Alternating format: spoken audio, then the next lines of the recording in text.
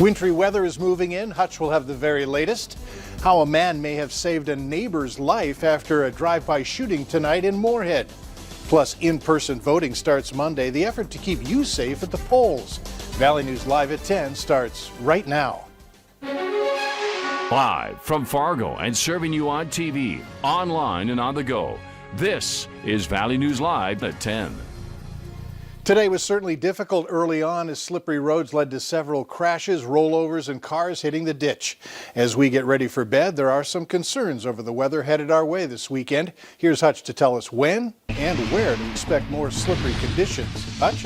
Thanks, Mike. Thank you for joining us on Valley News Live. The latest look at the radar as we update you from northeast Montana near Wolf Point and Williston, Sidney, Montana, down through Bismarck and into Stutzman County now. We see some showers of snow spreading and extending into southeast North Dakota. Nothing too heavy yet. Hey, take a look at this model with me as we show you the track of the storm.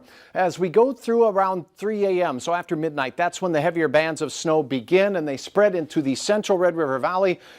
The latest model runs coming in right now, sneaking this a little farther to the south. And we've reminded you that these tracks can sometimes shift a little. That could bring a little bit more in the way of moderate snowfall here to the FM area in the I-94 corridor. So here's an update to that expected snowfall. Still going with the 1 to 4 inches, isolated up to 6 along Highway 200. 1 to 2 or so in the Fargo area. Thanks to that southerly shift is what I'm expecting. A slippery commute with the worst of it first thing in the morning.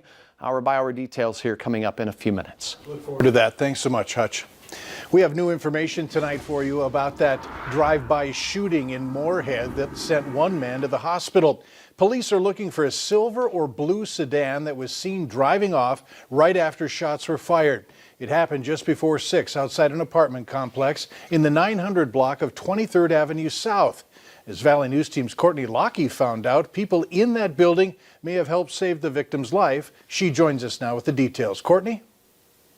Mike, the man who was shot was taken to Sanford Hospital with a gunshot wound to his leg. Thanks to the quick actions of some people inside the apartment, he was alert and responsive when officers arrived. One man told me he just got off work and was hanging out with a friend in his garage. They say they heard about 5 shots, followed by the sound of screeching tires. My buddy Jake jumped up and he was like, "Oh, that was definitely gunshots." And he came running out here and he was like, "Yeah." And he came over here and he took his belt off. Yeah, and he put a tourniquet around his leg and all that. And nobody over there knew what they were doing. But I'm guessing everybody was just terrified and frightened. Jake's more of a survival guy, so he knows that kind of stuff. So. And I just tried getting a hold of police. No word on who the victim is or how he's doing. The same goes for the gunman and a motive for the shooting. They believe the two knew each other and that there's no danger to the public. Mike?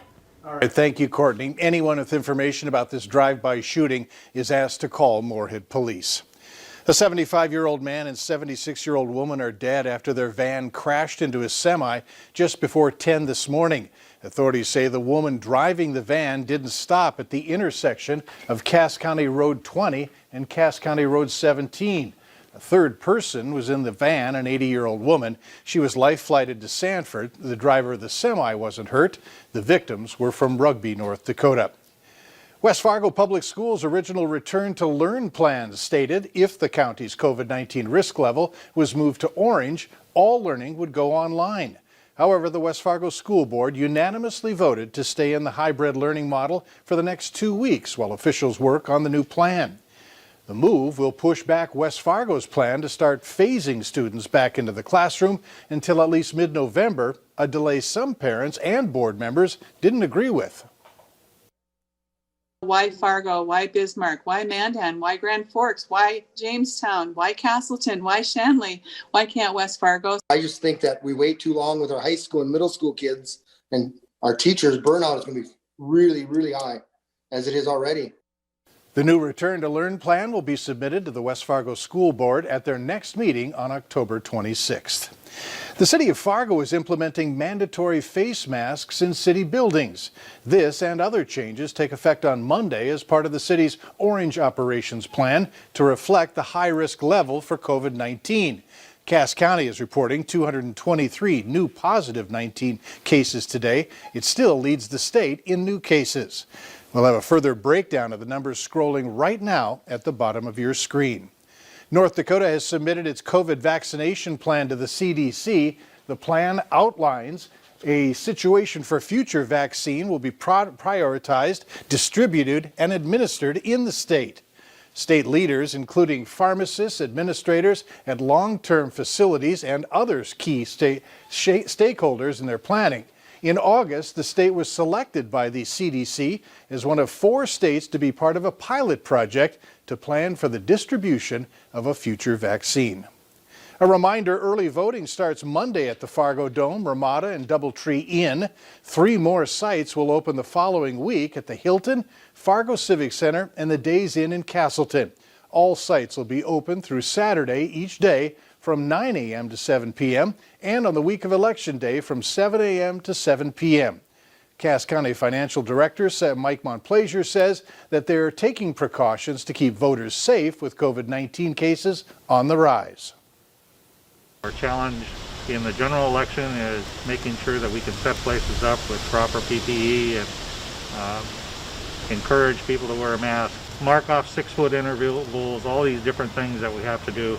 And at the same time, we have to have extra people just kind of monitoring the line. We're told people will be cleaning the polls throughout the day, and for more information on how you can vote, download the VNL News app. As voters have been heading to the polling places early, the campaign trail is heating up. And with just a little more than 2 weeks until Election Day, President Trump and former Vice President Biden are making their final push. Nadia Romero has the very latest. Hello, Michigan.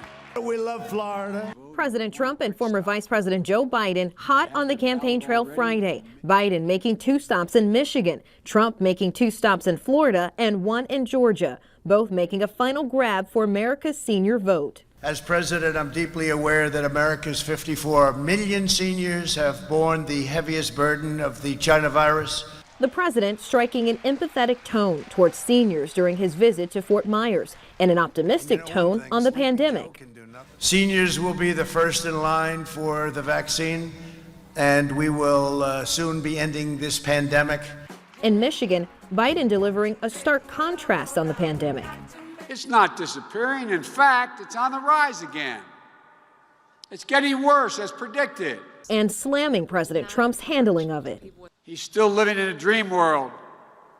He keeps telling us that this virus is going to disappear. Both candidates pushing their message on health care and attacking each other's plans.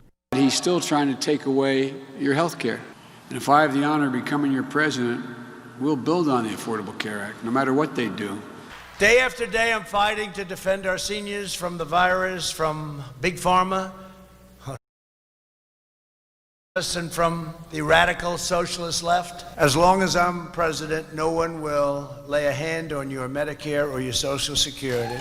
In Washington, Nadia Romero, Valley News Live. And the next presidential debate between President Trump and former Vice President Joe Biden is scheduled for October 22nd. Still ahead tonight, a 63-year-old Minnesota grandfather dies without getting to say goodbye to his wife. Why coronavirus is affecting one group at much higher rates than others. And we have a winter weather advisory along Highway 2 and 200 across our area for tomorrow through noon. Snow getting started. Today we saw some snow and make the most of it. 10 of 10 on the cuteness scale. Your forecast not so cute. Details next.